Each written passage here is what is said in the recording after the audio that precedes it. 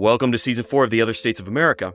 The group of people today that we informally call the Moundbuilders are little understood by the general public, which is daily inundated with every imaginable flight of fancy concerning the nature of these remarkable people. The result of the available clickbait concerning the Moundbuilders is a detachment of the Native Americans from the mound building cultures that they in fact created, as if they could not possibly be one and the same. But reality paints a far clearer picture. Rather than fall for some pseudo-historical tale of displaced Egyptians or aliens, stick out this journey with me while we go through the archaeological record, advancing to a place in time close enough to the present that the last of the Moundbuilders will actually have their words written down by those who visited them. Although this season concerns the American South, the tradition of various groups in the archaeological record building earthen mounds is diffuse, ranging over a large expanse of North America. But scholars note that the mounds become more pronounced after the arrival of maize cultivation in each of these areas. Food is something we often take for granted, and a storable carbohydrate like corn, wheat, and rice, barley, that are dense in calories, we often avoid, especially if you're like me, in a perpetual state of dieting. But before this abundance, these cereal crops were a godsend to the people who grew them. And I mean that literally in the sense that the people around the world will reorientate their spiritual beliefs to incorporate these new crops, whether it be a spirit of the corn or god of the sun, sky, rain, harvest. Food is life.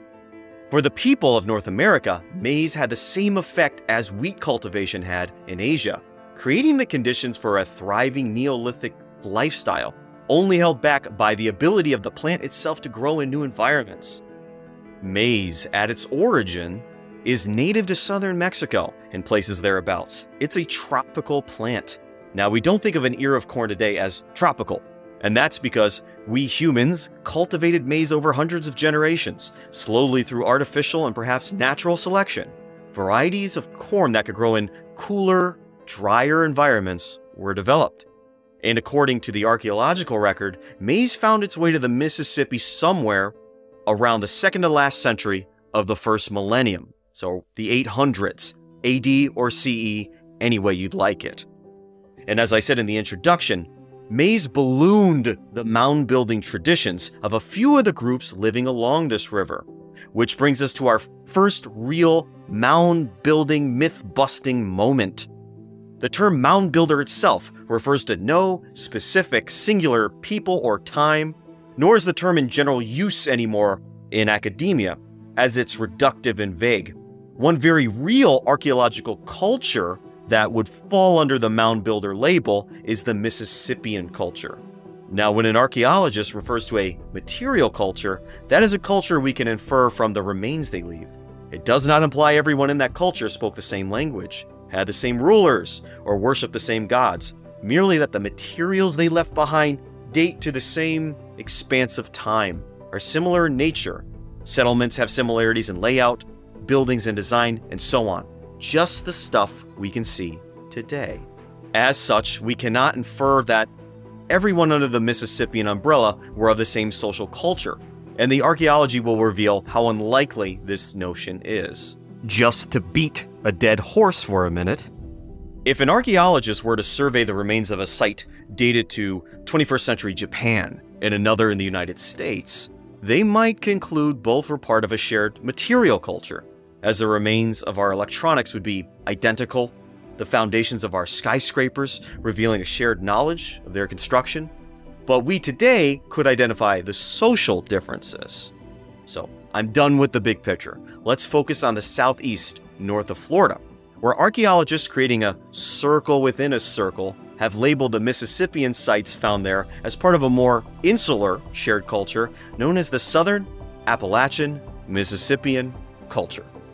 Now, to this region, corn arrived after crossing the Mississippi, but the natives there were already practicing agriculture. In the southeast, they had squash and sunflowers, among other crops. Maize, however, gave them the greatest return of calories of any of their crops, and again, food is life. Now, with even greater focus, I'm going to shift to one specific Mississippian site, known to us today as Etowah Indian Mounds in northwestern Georgia.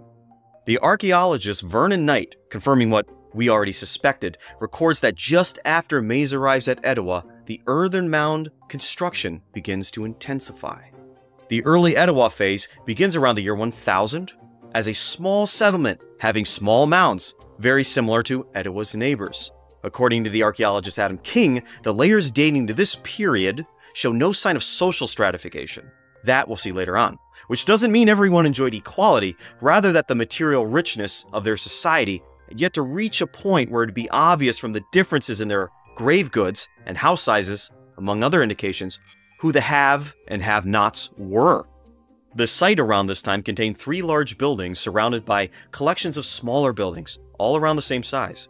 King and others assume these large buildings to be public spaces and the smaller ones private houses. With these buildings, the people also began creating the mound at Etowah, creatively known as Mound A. Among the artifacts left behind by the people of Etowah, having pottery for some time, they began strengthening their works around this same period with the introduction of crushed shells. All of these things, mounds and more advanced pottery, may appear humble in our eyes today, but the development of these things reveal a people who had more leisure time than their forefathers, again, likely because of greater food security. The next phase at Etowah begins around the year 1100, when Mound B is first created, while Mound A remains but is no longer added to. Now, there are 2 likely reasons why a mound would be created and/or an old mound might be left to be. Some Mississippian sites contain a funereal mound with generational layers, each layer being a layer of a different generation in a dynasty of rulers. Each layer containing the remains of that ruler and his family buried in a mound elevated above the burial of commoners, and their grave goods, of course, being far more plentiful. The larger the mound and the more layers, the longer the dynasty likely ruled, and the more longevity you can assign to the ruling class of that site. A funereal mound would be abandoned, of course, if the dynasty ended, the new dynasty starting their own mound. Etowah at this phase does not appear to have used a mound in this fashion, at least not based on the latest archaeological information for which I have access, implying the leaders of Etowah remain unexalted. It's more likely Mound A continued to fulfill its purpose while the community grew in size and in complexity to the point of necessitating a second mound. But around the year 1200, the Etowah site appears to have been abandoned. Not necessarily suddenly or through violent means. It is even possible that the people still resided at Etowah in numbers so reduced they left little to be discovered. But then around the year 1250, the site became host to a new or returning population, growing far larger than it had before and doing so at a faster rate. It is in this period Mound C is first constructed, the only mound at Etowah that has ever been fully excavated. Here we find evidence of a hierarchy. The mound contained the burials of individuals who were interred with greater care and more grave goods than those not buried in the mound from the same period. These goods reveal an ornate culture where copper was worked into decorative plates. Using Old World terminology, the natives of the Southeast had left the Neolithic and entered the Chalcolithic age, the Copper Age. Through the images left on the plates at Etowah and similar sites, it became apparent to archaeologists that these Mississippian peoples had a female spirit, or a god of fertility, and perhaps a female cult of snakes, and a god of fertility that would be both of the land and of the people, and ultimately a supreme spirit associated with the sun. Both make sense in response to the introduction of maize. The ruling class decorated themselves with symbols of these powers, suggesting the people considered their rulers semi-divine, or at least the shamanic class to which they could commune with these spirits and gods. And the archaeologist Adam Knight notes that the burials became more elaborate with each generation from 1250 on for the next 100 years or so in 3 distinct stages, likely representing 3 eras of a successful dynasty, literally expanding on the building of the last with their burial mound. Etowah itself, at its height, grew to be 50 acres in size, just the inside village of it. and surrounding it were trenches that could be 9 meters wide and palisade walls, revealing a world where booming populations led to greater conflict. Etowah controlled perhaps 11 other villages, clustered around the Etowah River. At this time, each with their own lesser mounds and massive fields of corn, which could perhaps span the distances between the settlements along the long stretches of water. As a regional power, the only larger settlement with greater mounds from this period found anywhere in the southeast are some 200 miles away at Moundville in present-day Alabama. It is likely Etowah and Moundville were both great chiefdoms that competed for tributaries and influence, coming to blows at times. For our purposes, some of the more mundane features of Etowah in the archaeological record reveal the connection of these people to their descendants in the region in centuries to come. Etowah had a square courtyard 100 meters aside, composed of a half meter of clay, a sort of paving. This would be one indication that the people of Etowah are of Muskogean stock. Then around the year 1350, the people stopped adding to the mounds of Etowah. The grave goods became less plentiful, less ornate, a signal to us today that Etowah was in decline, and likely the dynasty of Mound C extinguished. Around the year 1400, archaeologists note that the trade goods in the graves no longer come from faraway places. Like the native copper of the Great Lakes, Etowah became insular once again. However, like many of the centers of Mississippian culture and human societies in general, if we're going to be honest with ourselves, when one power is exhausted, another one rises to fill the void. Following the Etowah River downstream, it merges with the Oostenaula, and I know I'm saying that wrong, and it forms the Coosa River.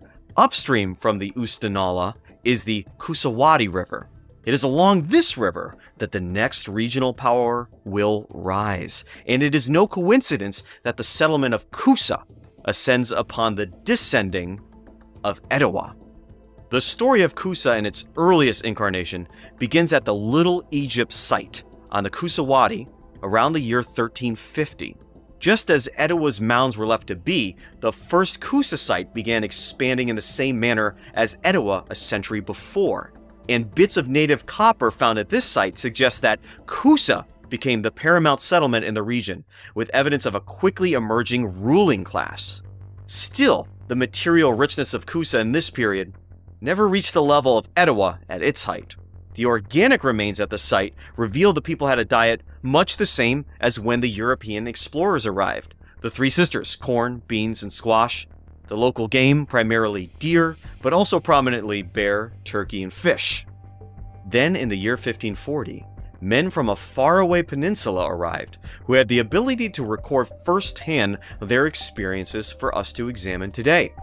Hernando de Soto, with 600 soldiers, was intent on securing his governorship over a large expanse of land the Spanish called Florida, far larger than today's state of Florida.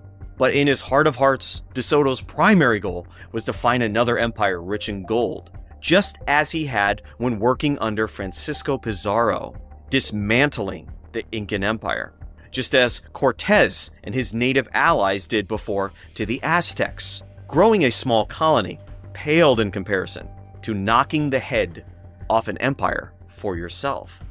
As such, De Soto would not be satisfied with the creation of a seaside settlement.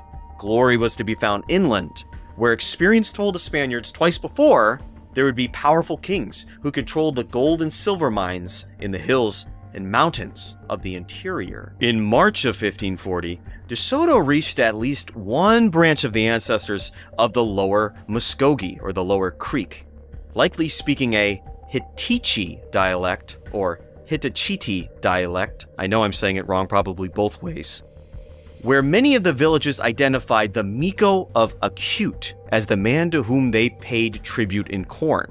This would be the head of the chiefdom. Acute is likely the village of Coweta, which will be the principal village among the Lower Creek Muskogee in centuries to come. Again, reinforcing that the mound builders of this particular area of the southeast were likely Muskogeans. In Acute, likely desperate to rid themselves of the Spaniards, they were informed of a far richer chiefdom named Coca, which later Spaniards will refer to more accurately as Coosa. De Soto would wander through 3 more Mississippian chiefdoms before reaching the settlement of Chiaha on modern-day Zimmerman Island in Tennessee, when he is told that that village was subject to the Miko, or chief, of the Coosa. In July of 1540, De Soto arrives outside the palisades of Coosa. The Miko of the Coosa arrives carried on a litter by servants, all of whom are part of the noble clan, covered in plumes and feathers, followed by a parade of flute players. This is the most elaborate entrance any native leader orchestrates in all of De Soto's travels. And unlike many of the chiefdoms he invades, the Miko of the Coosa does not evacuate the villages upon De Soto's approach. The Coosa are not afraid. Not yet, anyway. We are now meeting the leadership, the men and women of the Mississippian culture, for whom the mounds were built to honor and to be buried within. Now, what I've withheld from you, the listener, is the treatment De Soto and his men inflicted on the people he encountered. Because this episode is as much as possible from the vantage point of the natives, who would not yet know De Soto's intentions. De Soto, once in Coosa, takes the Miko and his sister hostage, and enslaves his bearers to carry his own supplies. De Soto knows at this point the people of these various cultures, we now call Mississippian or Moundbuilders, revere their leaders, and will ultimately do as they are told in order to secure the Miko's release, which will give De Soto leverage when asking for supplies, women, and passage through the Coosa chiefdom. When De Soto takes the chief, the people flee to the countryside, and the settlement of Coosa is his to do with as he pleases. Over the next 25 days, his men eat up all the corn in Coosa. Mind you, this lasts into August, when the earlier of the corn harvests are picked already. And all that food has been eaten up. A good deal of that was supposed to sustain the Coosa through the winter. But the Spaniards remained until the food was no more. And again, food is life. De Soto would now leave the ruined capital with the Miko in tow, who will remain his prisoner until he reaches the end of the Coosa realm. As brutal as this is, and for our sake, we get a first-hand account of how far the Coosa extended their influence because of it. The people insisted their Miko be carried place to place, despite being a captive of the Spanish. Each town they invaded had their own local lesser Miko, who controlled everything that could roughly be reached within a day's walk. These leaders lived in a larger house near the center of town on elevated mounds, with ranked housing throughout. The Miko's real power, beyond their association with powerful spirits, was his management of the surplus maize supply and its distribution. Sometimes these fields extended village to village, and the Spanish report occasionally forests full of edible plants, which now we infer the natives managed, for this very reason, whereas the Spanish believed the land naturally bountiful. The historian Harvey Jackson, in his book Rivers of History, writes, "What De Soto saw when he arrived in the valley of the Coosa and Alabama rivers was a mature Indian civilization, organized around planned permanent towns and ceremonial centers, governed through hierarchical social, political, and religious systems." All in all, it appears the Coosa reigned paramount over a region from eastern Tennessee through northwestern Georgia into parts of central Alabama. What I love about the story of Coosa is how quickly it dismantles many of the stereotypes some fall into concerning Native Americans. In the 19th century, such beliefs convinced many scholars the builders of the mounds could not possibly have been the Native Americans themselves. But reading the accounts of the De Soto expedition, the people of Coosa and their neighbors undeniably left a record of their words, which in the case of the Coosa are unmistakably Muskogean, while other neighbors are unmistakably Cherokee. And Coosa would be the most impressive of the Mississippian chiefdoms De Soto invades. However, the ember of an older and perhaps greater chiefdom remained within the Coosa.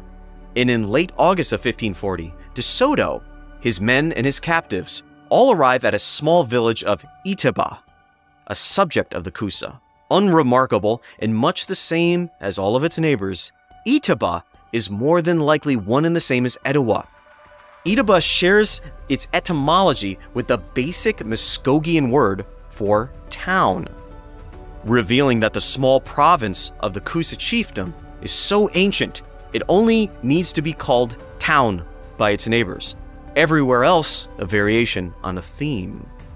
At a bottleneck where the Coosa River forms from its merging tributaries, DeSoto is met by a large force of natives, loyal to the Miko of the Coosa, gathered at the settlement of Ulabahali in the vicinity of present-day Rome, Georgia. It is here that the natives decided to take their stand, as this was the entrance to the Coosa River, unlocking the southern half of the Coosa realm. Attacking without hesitation, it was the Coosa Miko himself who backed down his own subjects, demonstrating to us today the power of the man. And DeSoto travels all the way to Talisi, lending its name to Tallahassee, Alabama today.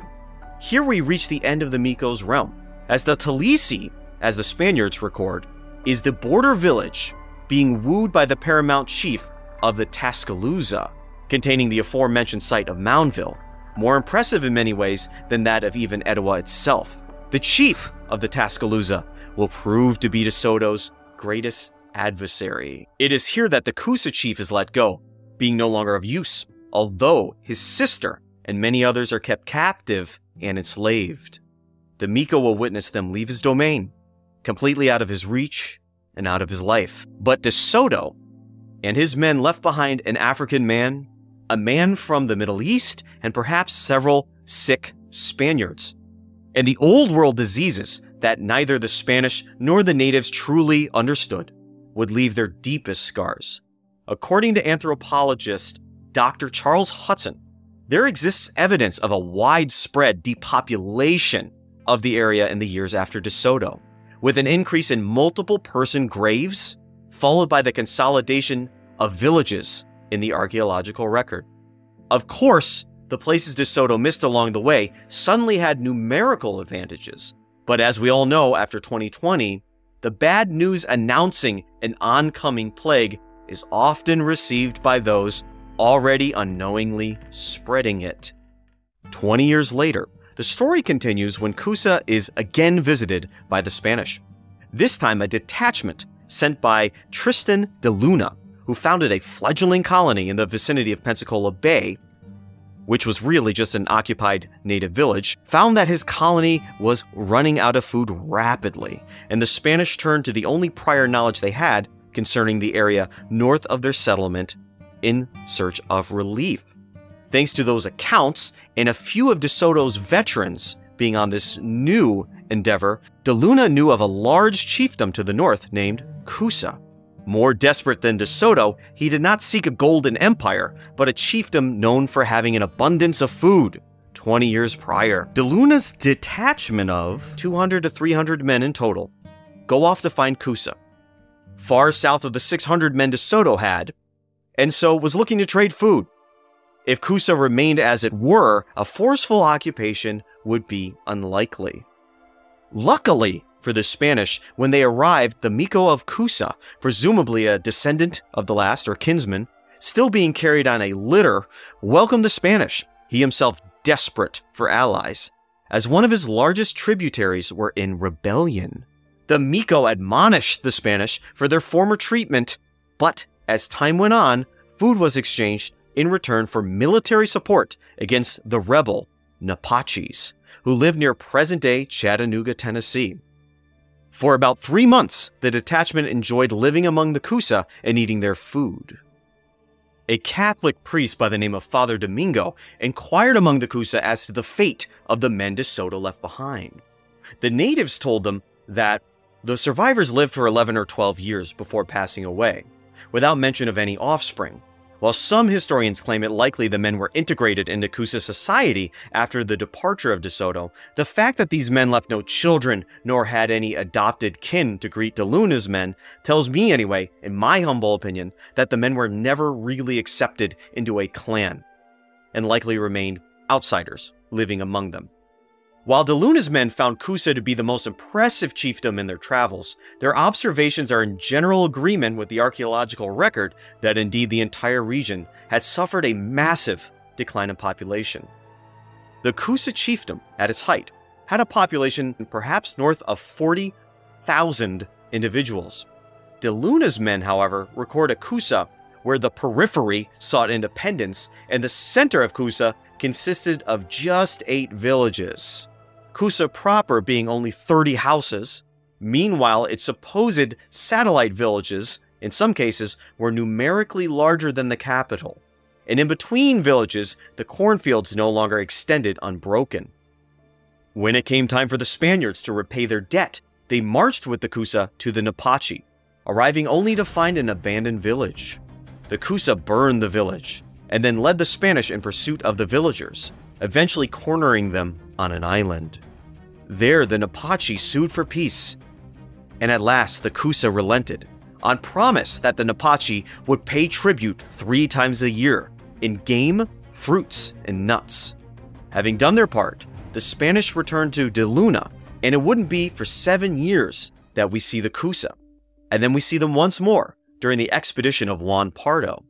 When the Coosa, seemingly having regained some of their former glory, Pardo reports that Coosa, beyond its tributaries, had now firm alliances with its neighbors.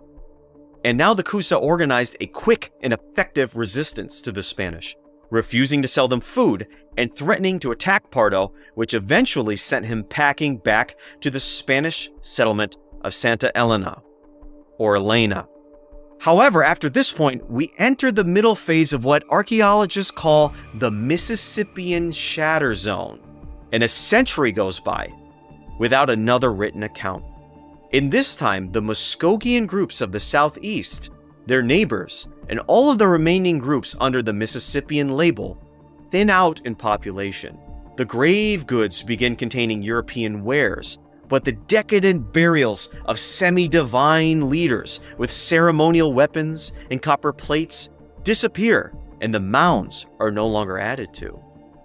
The native people reduce this upper caste, no longer willing or able to support the non-productive leadership having to be carried around. Some of the Muskogee have vague legends about this era of time when they overthrew a semi-divine leadership class.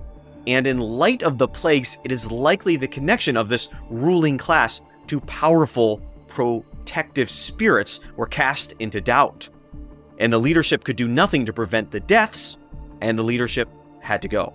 At the end of the Shatter Zone period, each town has a Miko who is answerable to the people, replaceable, and only governs with a council of elders who would not be carrying him place to place.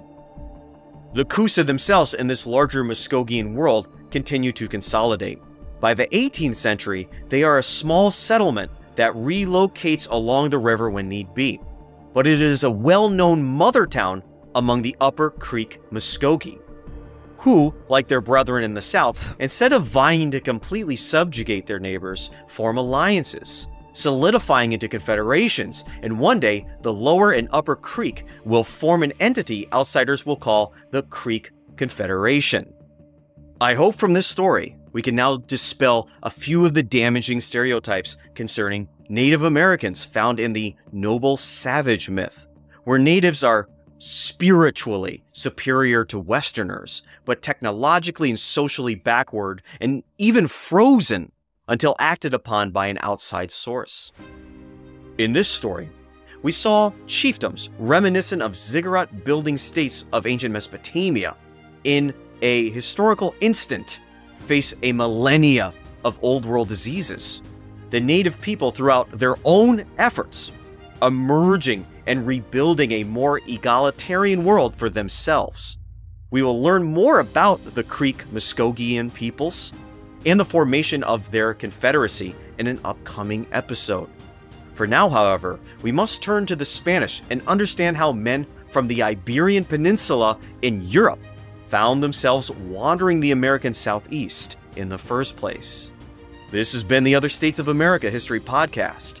I'm Eric Yanis. Thank you for listening.